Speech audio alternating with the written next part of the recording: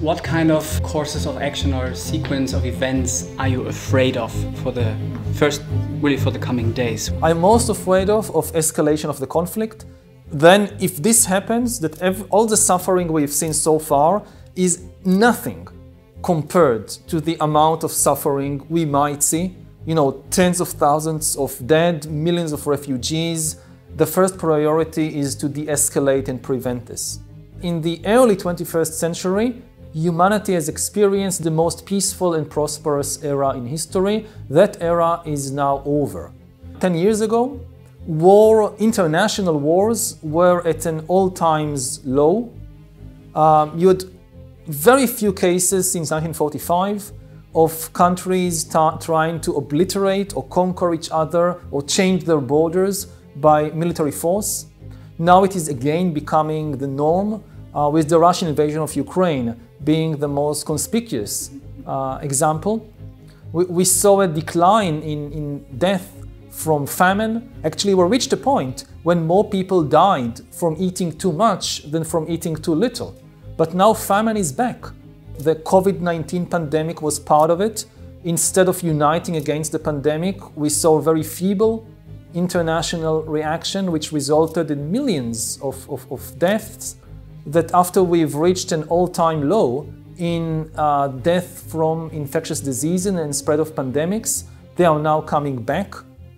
If we don't change course, then on all these levels, violence, famine, disease, this could risk the very existence of our species.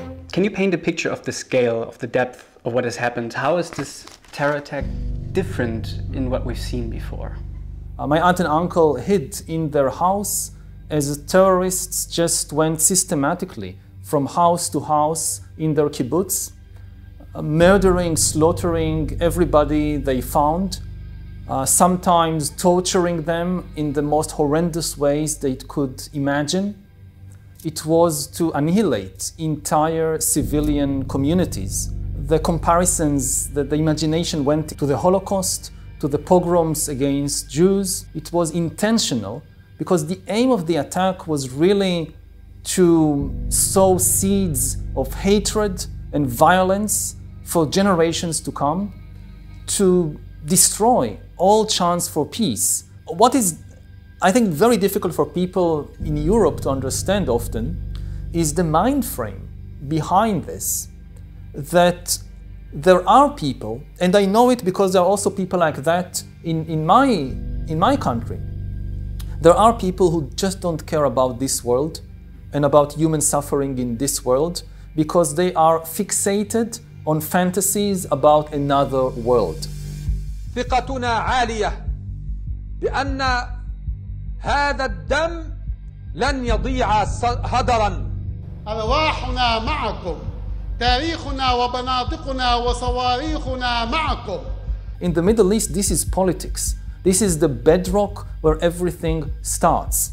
And from the perspective of Hamas, not just slaughtering Israeli civilians, even the suffering of Palestinians doesn't count. Because, you know, if a Palestinian is killed, according to Hamas, they are martyrs, they immediately go to heaven. What's the problem? We cannot coexist with such people holding immense military capabilities on our border. How to get them out, how to disarm them, this is a big question. An even bigger question is what will replace them. Yes, it is possible with enough force to disarm Hamas. What then? We need to ensure that in the process of disarming Hamas, we respect the human rights of Palestinian civilians who are not to blame for what the terrorists have been doing. And we need to provide them with a future, that they can look forward to a future when they can live in the Gaza Strip, not just live lives, but live dignified lives. And this is a double struggle that Israel is now waging. We have to win the war with Hamas, but also we have to win the war on our own humanity. Where's hope? The first step should be the immediate release of all the hostages held by Hamas, immediately and unconditionally. when I hear people say, well, you have to give them something, no. I mean, if somebody holds a 2-year-old baby as a hostage, you don't need to give that person anything. Just release the baby immediately. And if this happens, this gives a first ray of hope.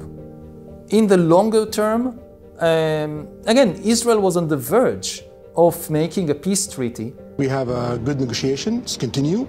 Till now, we gotta see where it will go. I believe we can achieve peace with Saudi Arabia, which would have restarted, hopefully, also the peace process with the Palestinians. It's too early to talk about it now. And again, Israelis and also Palestinians are at present immersed in pain, totally incapable of feeling or recognizing the pain of anyone else. But I do expect from people, outsiders, like people in Germany, don't be intellectually lazy, don't be emotionally lazy, don't see just part of this terrible reality, to somehow keep a space for future peace, because we can't keep that space right now. But we know from history that after years the pain heals somewhat. And you know, Germans and Israelis, or Germans and Jews, after what happened during the Holocaust, eventually they became friends. So if this is possible, then anything is possible.